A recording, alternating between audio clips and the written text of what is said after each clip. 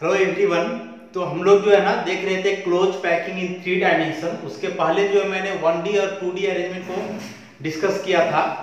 तो 3 dimensional arrangement में जो है ना दो टाइप था। एक स्क्वायर क्लोज पैकिंग जो 2 डायमेंशन में था, उससे हम लोग 3D अरेंजमेंट करते थे, जिससे कि क्यूबिक अरेंजमेंट मिला था। लास्ट क्लास में हम लोगों ने इसको कंसिडर किया था। और दूसरा केस डिस्कस किए थे कि जो हेक्सागोनल क्लोज पैकिंग होता है 2 डायमेंशन में, उससे 3 डायमेंशनल अरेंजमेंट हम लोग कैसे करते हैं। तो उसके लिए ऐसा फिगर जो है ना लास्ट क्लास में हमने ड्रॉ किया था। सबसे पहले देखो, ये जो ब्लैक वाला स्फीयर सब बना हुआ है ना, ये सब फर्स्ट लेयर का स्फीयर है। हेक्सागोनल अरेंजमेंट में ऐसा ही होता है। और जब फर्स्ट लेयर का अरेंजमेंट हम लोग किए थे तो दो टाइप का खाली जगह मिल रहा था, मतलब दो टाइप का वॉइड मिल रहा था, जिसको हम लोगों ने मार्क किया था ए और बी। रेड वाला सारा ए है और जो ब्लू से लिखा हुआ है ये सब बी है। उसके बाद क्या बताए थे कि जो सेकेंड लेयर का स्फीयर है ना, उस सेकेंड लेयर के स्फीयर को या तो हम लोग वॉइड ए पर रख सकते हैं या तो वॉइड बी पर रख सकते हैं। दोनों में से कहीं एक जगह रख करके सेकेंड लेयर के स्फीयर को अरेंज करेंगे। तो यहां जो है ना मैंने इसको बी वॉइड को कवर किया है, ए को नहीं बल्कि वॉइड बी पे सेकेंड लेयर के स्फीयर को रखा है। तो देखो यहाँ भी वॉइड बी पे सेकेंड लेयर का स्फीयर है, यहाँ भी है, यहाँ भी बी को ऑक्यूपाई किया, यहाँ भी, यहाँ भी, यहाँ भी, ऐसे। तो जब हम लोग सेकेंड लेयर बना दिए, जो कि डॉटेड ब्लू वाला लाइन से बना हुआ है सेकेंड लेयर का स्फीयर, तो सेकेंड लेयर का अरेंजमेंट करने के बाद जो है ना एक नया वॉइड क्रिएट हो गया, एक नया खाली जगह बना जिसको हमने मार्क किया है सी। तो सी जो है एक नया टाइप का वॉइड हुआ।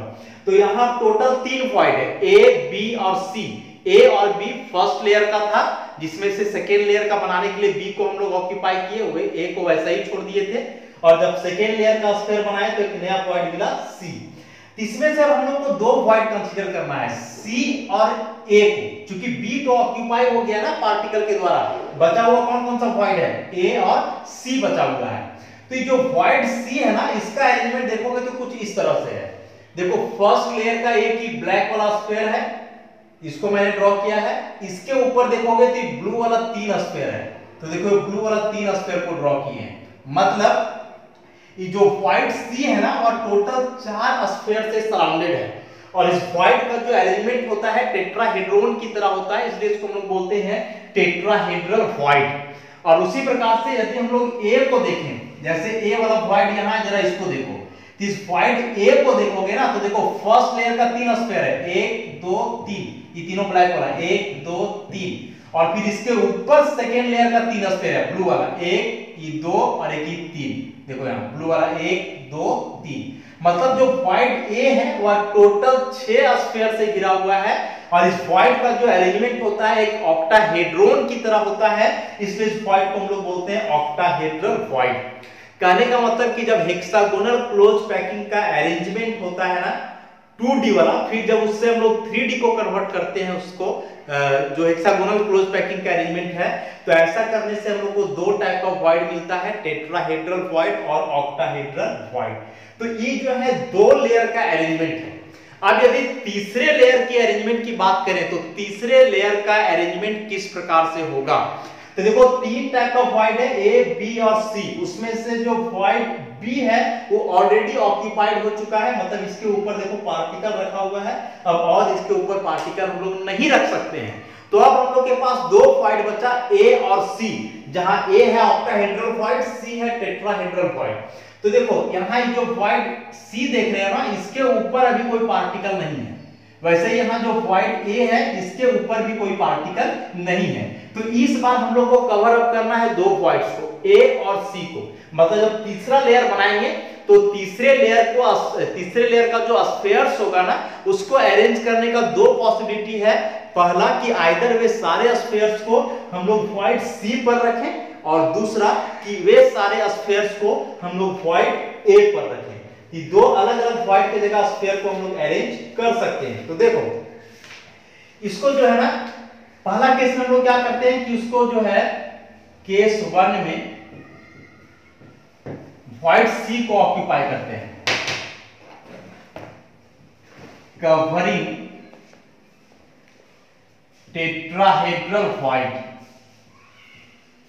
Covering tetrahedral void. पहला केस में कि जो थर्ड लेयर का स्फीयर होगा उसको हम लोग टेट्राहेड्रल फॉर्म पे रखते हैं। तो सबसे पहले देखो इस स्फीयर को हम डार्क करते हैं ऐसा, इस तरह से।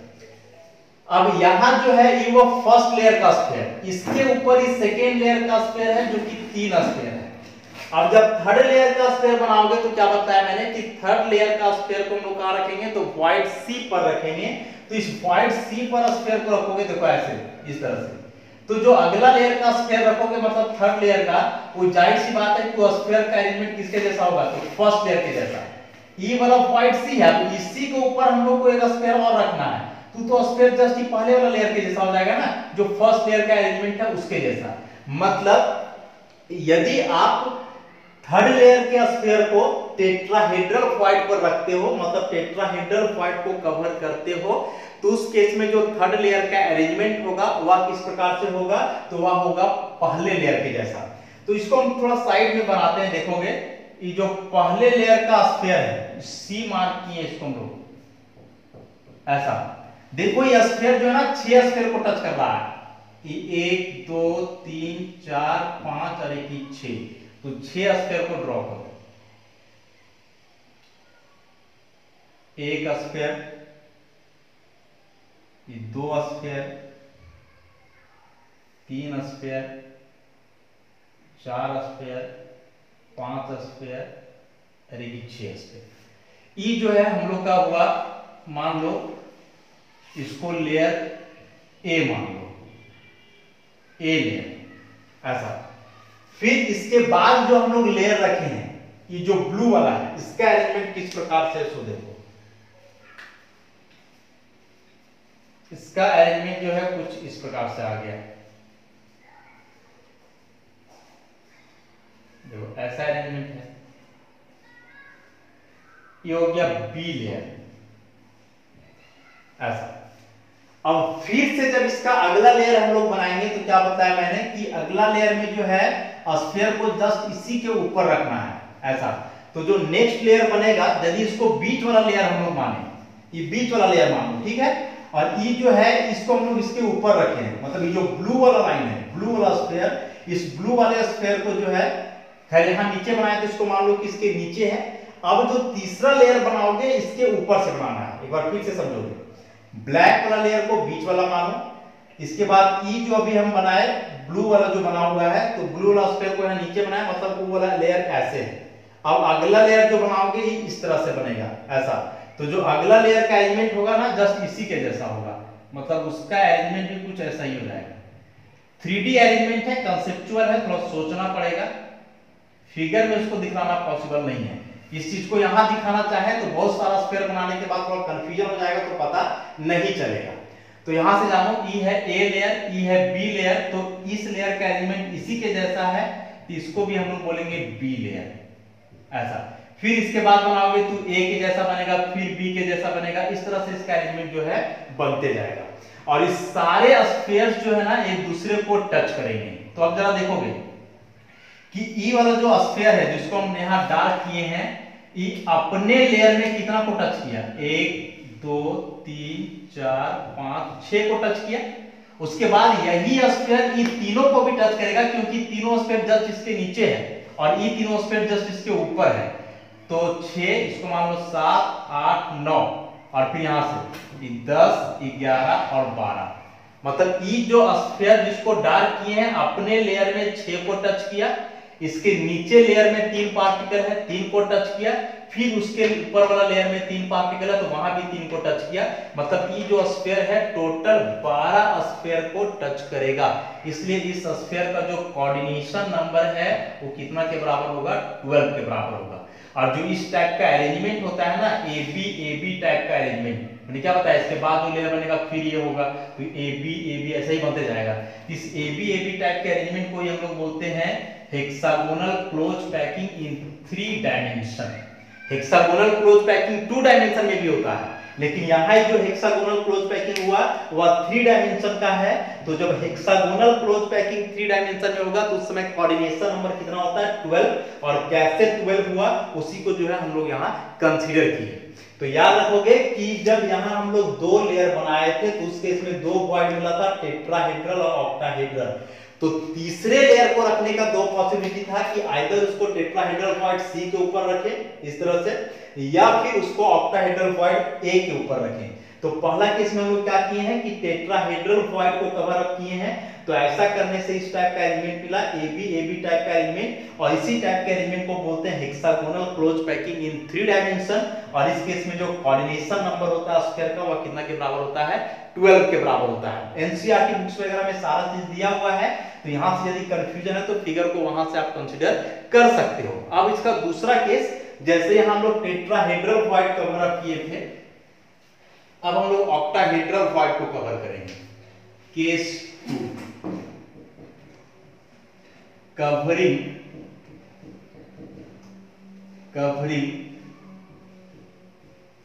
ऑक्टाहेड्रल वॉइड, ऐसा। तो अब जरा देखोगे यहां से ऑक्टाहेड्रल वॉइड करने का मतलब ये हुआ ए, इसके ऊपर अब स्फीयर को रखना है इस तरह से, सब जगह ए के ऊपर रखना है ऐसे। तो ए के ऊपर रखोगे ना तो ये एलिमेंट बिल्कुल अलग हो जाएगा। फर्स्ट लेयर अलग था, सेकेंड लेयर अलग है, जब तीसरा लेयर ए को कवर करेगा तो उसका एलिमेंट भी बिल्कुल अलग हो जाएगा। मतलब यहाँ तीनों लेयर का एलिमेंट जो है डिफरेंट टाइप का। देखो तीनों लेयर बना देने के बाद पता नहीं चल पा रहा ना कि कौन सा स्फीयर किस लेयर का है, इसलिए सारे लेयर्स को दिखाना पॉसिबल नहीं है। दो लेयर बना दिए हैं, बाकी लेयर को समझना पड़ेगा जैसे भी हम बतलाए। तो यहाँ भी ऐसे ही होगा कि अपने लेयर में जो है इसको मान लो ये जो स्फीयर रंगे हैं, ये वाला भी जो है 6 को टच किया है, तो 6 स्फीयर को ऐसा टच करेगा।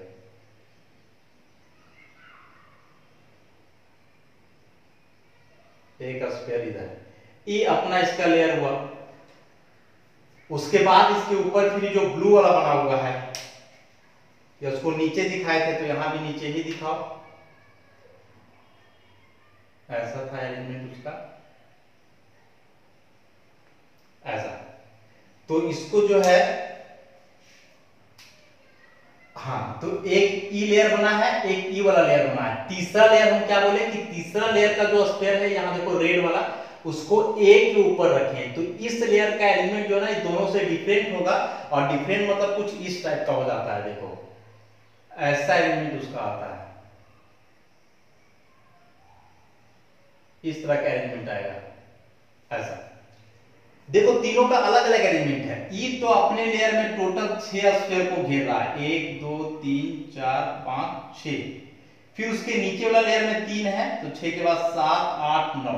अब ई दोनों लेयर जो है ना सेम नहीं है, यहां सेम है। यहां सेम कैसे? क्योंकि 2 स्फीयर ऊपर एक नीचे, 2 स्फीयर ऊपर एक नीचे। यहां वैसा नहीं है, इसमें 2 स्फीयर ऊपर एक नीचे है, जबकि यहां 2 स्फीयर नीचे और एक स्फीयर ऊपर है। तो ये दोनों एलिमेंट सेम नहीं है, दोनों अलग अलग है। तो 7 8 9 ये जाएगा 10 11 और 12। अब यदि इसको मानते हो ए लेयर, तो इस केस में इसको कंसीडर करना पड़ेगा बी लेयर, और ई फिर अलग हो गया तो इसको मानना पड़ेगा सी लेयर। तीनों का एलिमेंट जो है अलग अलग हो गया, इसको हम लोग बोलेंगे ए बी सी। फिर आगे रिपीट करेगा ए बी सी, ऐसा आ जाएगा A B C type arrangement. और इस टाइप के अरेंजमेंट को हम लोग बोलते हैं क्यूबिक क्लोज पैक्ड, शॉर्ट में लिखते हैं सीसीपी अरेंजमेंट, या इसी सीसीपी को हम लोग बोलते हैं FCC, face centred cubic arrangement. तो क्या बताया, एक बार फिर से रिपीट करते हैं कि यदि थर्ड लेयर के स्फीयर को टेट्राहेड्रल वॉइड सी पर रखेंगे तो इस टाइप का एलिमेंट आएगा, इसको बोलेंगे hexagonal close packing in 3 dimension. लेकिन यदि थर्ड लेयर के स्फीयर को वॉइड ए पर रखेंगे, मतलब ऑक्टाहेड्रल वॉइड पर, तो उस केस में जो अरेंजमेंट होगा इस तरह का होगा, मतलब तीनों लेयर डिफरेंट होगा, एबीसी टाइप का अरेंजमेंट, और इसको बोलेंगे क्यूबिक क्लोज पैक्ड अरेंजमेंट इन 3 डायमेंशन, शॉर्ट में सीसीपी। और इसी सीसीपी को भी हम लोग बोलते हैं एफसीसी। तो यहां भी देखो ये वाला जो स्फीयर है ना, जिसको डार्क किए 12 को टच करेगा, 6 स्फीयर अपने लेयर में, 3 स्फीयर इसके ऊपर और बाकी 3 स्फीयर फिर इसके नीचे। तो यहां भी इसका कोऑर्डिनेशन नंबर कितना के बराबर हो जाएगा? 12 के बराबर हो जाएगा। तो यहां से बहुत ही इंपॉर्टेंट कंक्लूजन निकलता है। देखो एग्जाम में सारा फिगर ड्रॉ करने के लिए कभी नहीं आता है, बस फिगर से एग्जामिनेशन में एक ही क्वेश्चन आता है, वह है कोऑर्डिनेशन नंबर का। तो यहाँ से कोऑर्डिनेशन नंबर का कंसेप्ट हम लोग का क्लियर हो रहा है कि हेक्सागोनल क्लोज पैकिंग यदि 3 डायमेंशन में हो तो coordination number 12, cubic close packing हो मतलब सीसीपी या फिर एफसीसी, इसी को हम लोग फेस सेंटर क्यूबिक भी बोलते हैं, तो इस केस में भी जो है कोऑर्डिनेशन नंबर कितना आएगा 12। तो फिगर से मतलब नहीं, बस समझना है था कि कोऑर्डिनेशन नंबर 12 कैसे आता है। और जो दो टाइप का वॉइड है, टेट्राहेड्रल और ऑक्टाहेड्रल वॉइड, ये सारे वॉइड जो है किस प्रकार के बनते हैं। तो देखो इस तरह से जितना भी अरेंजमेंट हो सकता था ना स्फेयर्स का क्लोज पैक्ड अरेंजमेंट में, सारे अरेंजमेंट को जो है हम लोगों ने कंसीडर किया। 1 डायमेंशन से देखे, फिर 2 डायमेंशन, फिर 3 डायमेंशन। एग्जामिनेशन में जो है ना ये सब अरेंजमेंट बनाने के लिए नहीं आता है, इस सारे अरेंजमेंट से बस एक ही क्वेश्चन आता है, वह है कोऑर्डिनेशन नंबर का। तो कोऑर्डिनेशन नंबर को आप डायरेक्ट रट सकते हो या फिर फिगर से समझ सकते हो। तो देखो सबसे पहले 1 डायमेंशन है, तो 1 डायमेंशन में मैंने क्या बताया था कि 1 डायमेंशन में स्फीयर को अरेंज करने का एक ही तरीका है कि हॉरिजॉन्टली सब स्फीयर को एक के बाद एक रखते हैं, और उस केस में कोऑर्डिनेशन नंबर 2 आता था। 2D अरेंजमेंट में जो है 2 पॉसिबिलिटी था, एक स्क्वायर क्लोज पैकिंग, दूसरा हेक्सागोनल क्लोज पैकिंग। और फिर 3 डायमेंशन में इसमें भी 2 टाइप का अरेंजमेंट हुआ, क्यूबिक अरेंजमेंट और दूसरा जो है हेक्सागोनल। हेक्सागोनल में भी फिर अलग आ गया CCP, cubic close packed arrangement. तो इस सारे अरेंजमेंट का जो कोऑर्डिनेशन नंबर है ना, इसको एक जगह हम समराइज करते हैं। तो सबसे पहला जो था क्या लिखे हैं, coordination number in different types of arrangement. तो यहां हम लिखते हैं अरेंजमेंट और यहां कोऑर्डिनेशन नंबर। तो सबसे पहला 1 डायमेंशनल अरेंजमेंट, तो इसमें कोऑर्डिनेशन नंबर कितना आता था 2। देखो पर्टिकुलर अरेंजमेंट में जो है ना कोऑर्डिनेशन नंबर को हम डिस्कस किए हैं, तो एक एक करके उसको देख सकते हो या डायरेक्ट अभी जो हम टेबल बना रहे हैं इसको याद रखोगे काम हो जाएगा। उसके बाद दूसरा क्या था, square close packing in 2 dimension. 2 dimension का स्क्वायर क्लोज पैकिंग, तो इसमें कोऑर्डिनेशन नंबर कितना था 4। उसके बाद hexagonal close packing, hexagonal close packing in 3 dimension, इसमें कितना था 6, सॉरी 3 डायमेंशन नहीं 2 डायमेंशन ही था। उसके बाद फिर सिंपल क्यूबिक या फिर बॉडी सेंटर बीसीसी, ये दोनों 3D का अरेंजमेंट है। इस केस में कोऑर्डिनेशन नंबर कितना आता था 8। उसके बाद 5वां नंबर में HCP, hexagonal close packing in 3 dimension. HCP hexagonal close packing in 3 dimension, इसमें कोऑर्डिनेशन नंबर कितना आया 12। और उसी प्रकार से लास्ट में एफसीसी या सीसीपी, दोनों 3D अरेंजमेंट है। फेस सेंटर्ड क्यूबिक या फिर cubic close packed arrangement, face centred cubic arrangement या फिर क्यूबिक क्लोज पैक्ड अरेंजमेंट इन 3 डायमेंशन। तो इसमें भी कोऑर्डिनेशन नंबर कितना आ रहा था 12 आ रहा था। तो 1D अरेंजमेंट में coordination number 2, square close packing 2 dimension का हो coordination number 4, hexagonal close packing 2 dimension का हो कोऑर्डिनेशन नंबर 6, सिंपल क्यूबिक या बॉडी सेंटर्ड क्यूबिक अरेंजमेंट हो coordination number 8, hexagonal close packing in 3 dimension coordination number 12, और last में face centred cubic या फिर क्यूबिक क्लोज पैक्ड अरेंजमेंट इन 3 dimension. तो यहां भी कोऑर्डिनेशन नंबर कितना आता है 12 आता है। देखो एग्जामिनेशन इस सब का नाम तो अलग अलग है, लेकिन ये दोनों हेक्सागोनल क्लोज पैकिंग यहां भी है और ये हेक्सागोनल क्लोज पैकिंग यहां भी है। एग्जामिनेशन में आता है तो केवल इतना सा पूछता है कि हेक्सागोनल क्लोज पैकिंग का जो है कोऑर्डिनेशन नंबर कितना होता है, वहां 2D या 3D लिखा हुआ नहीं रहेगा। यदि 2D या 3D लिखा हुआ है तब तो बात आसान हो जाएगा कि 2D है तो 6 और 3D है तो 12। और यदि कुछ नहीं लिखा हुआ है ना तो वहां समझना होगा कि वह 3D अरेंजमेंट की बात कर रहा है, क्योंकि जो पार्टिकल्स का अरेंजमेंट होता है स्पेस में किसी भी क्रिस्टलाइन सॉलिड का, वह 3D होता है।